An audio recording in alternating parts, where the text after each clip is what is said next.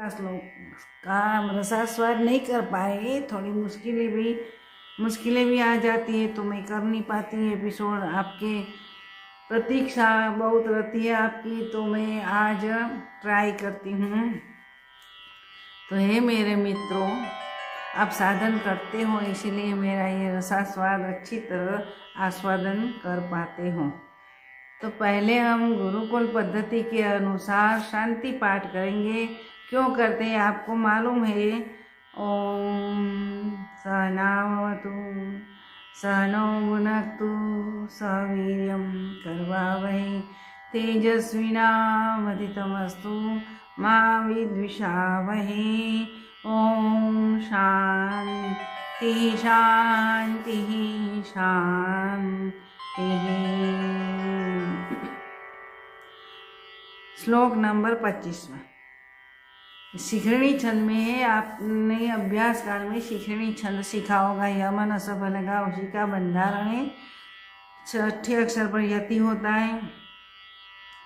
त्रयाणां देवानां त्रिगुणजनितानां तव शिवे भवेत् पूजा पूजा तव चरणयोर्या विरचिता।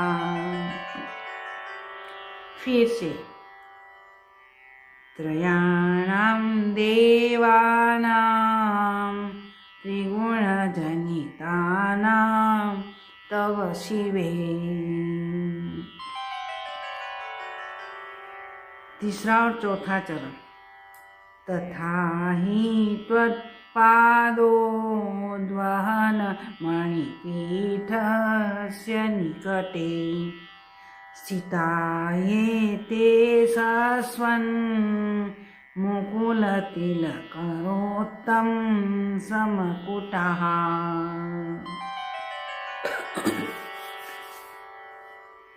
फिर से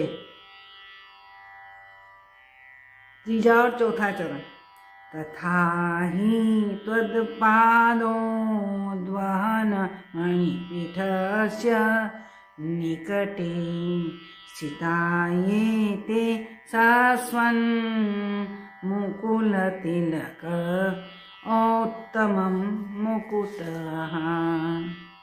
स्थिताये ते सस्वन् मुकुलतिलकोत्तम समकुटा। वाह वाह शंकराचार्य जी, आपने सही जो सृष्टि का एडमिनिस्ट्रेशन कर रहे ब्रह्मा विष्णु महेश की भी बात बता दिए, और वो कैसे करते वो भी बता दिया है। ठीक है न। तो करने में वो क्या करते हैं, भगवती की कृपा प्राप्त करने के नतमस्तक होकर उसके सामने खड़े रहते। तो हे शिवे, शिव से हम शिवा बना दिया, और सप्त संबोधन विभक्ति जिसको बोलते हैं, हे शिवे, तुम्हारे चरणों की जो हम पूजा अर्चा करते हैं, तो समझ लेना कि जो त्रिदेव है, त्रिदेव कौन है, ब्रह्मा विष्णु महेश। गौड़ का पिछले एपिसोड में मैंने अर्थ बताया था, तो उसी की पूजा इसमें आ जाती है। क्यों आ जाती है कि ब्रह्मा विष्णु और महेश भी शक्ति की है, देवी है। शिवा आपकी कृपा के बिना उत्पत्ति स्थिति लय नहीं कर पाते हैं। तो कहते हैं कि यह उचित भी है, क्योंकि ये तीनों देवता क्या करते हैं, अपने मुकुटों किरीट की शोभा बढ़ाने के लिए, अपना सामर्थ्य की शोभा बढ़ाने के लिए, यानी कि किरीट मस्तक और मस्तक में बुद्धि आदि होती है न, तो उसी से ही कार्य होता है। तो अपने मस्तकों की शोभा यानी कि अपने सामर्थ्य की शोभा बढ़ाने के लिए क्या करते हैं, ये तीनों देवता अपने मुकुटों की शोभा बढ़ाने के लिए तुम्हारे श्री चरणों के धारण करते हैं, यानी कि श्री चरणों के पास हाथ जोड़ के नतमस्तक होके खड़े रहते। इतना ही नहीं, आपके श्री चरणों को धारण करने वाले मणियों रूपी सिंहासन पर आप बैठी है, और ये तीनों देवताएं मुकुट उठा के निकाल के अपने चरणों में नतमस्तक होके प्रार्थना करते हैं। करबद्ध खड़े हैं। करबद्ध खड़े रहना इसी का अर्थ यही है कि आपको विनय अनुनय करना है आपकी कृपा के लिए। तो अंजलि है ना, करांजलि, इसी का मीनिंग यही है। हम नमस्ते बोलते हैं, नमस्ते आपको नमस्कार, क्योंकि हमारा अंतर भी बढ़ेगा और भीतर से हम एक ही हो जाएंगे।